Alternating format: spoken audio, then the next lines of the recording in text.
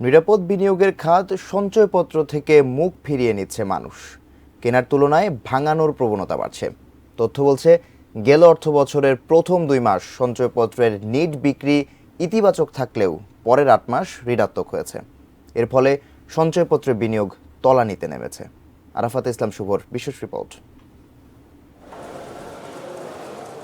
ধারাবাহিক উচ্চ মূল্যস্ফীতির কারণে মানুষের সঞ্চয়ের ক্ষমতা কমছে।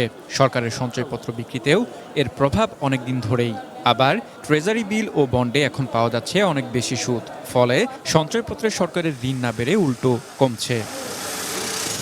বাংলাদেশ ব্যাংকের তথ্য অনুযায়ী গেল 2023-24 অর্থ বছরের প্রথম 10 মাসে সঞ্চয়পত্রে সরকারের ঋণ এর আগের অর্থ বছরের চেয়ে কমেছে 14,648 কোটি টাকা।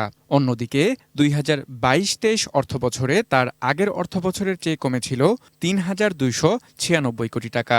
এর ফলে চলতি অর্থ বছরের বাজেটে সরকারের ব্যাংক ঋণে নির্ভরতা বাড়ছে। সঞ্চয়পত্র বিক্রির ব্যাংকারদের মতে মধ্যম আয়ের লোকজনেরই এই খাতে বিনিয়োগ বেশি।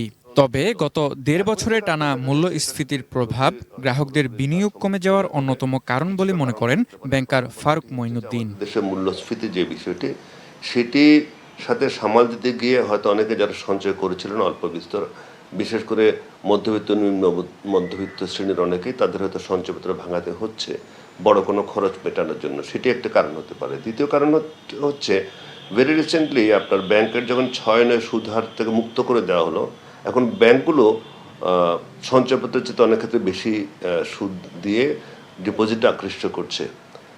সেটি একটি কারণ। সুতরাং মানুষ সঞ্চয়পত্রের দিকে না গিয়ে ব্যাংকের ফিক্সড ডিপোজিট রাখার দিকে বেশি ঝুঁকছে। ব্যাংক আমানতের সুদ হার বেড়ে যাওয়া এবং নানা রকম বিধিনিষেধে গ্রাহকরা সঞ্চয়পত্রে বিনিয়োগ কমিয়ে দিয়েছেন বলে মনে করছেন অর্থনীতির বিশেষজ্ঞরা। সরকার তার ট্রেজারি বন্ডে যে সুদের হার দিচ্ছে, বাজার যে সুদের হার নির্ধারণ করছে, তার থেকে এখন আসলে সঞ্চয়পত্রের সুদের হার কম। অতএব এই দিক থেকেও সঞ্চয়পত্রের ডিমান্ড কি হবে? কমে যাবে পূর্ববর্তী বছরের তুলনায়।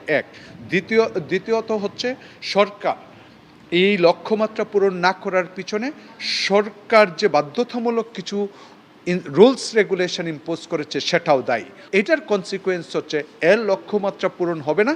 পরোক্ষভাবে আমরা বলতে পারি যে এইটা প্রকৃতপক্ষে সেই ব্যাংকের ঘাড়ে চাপবে।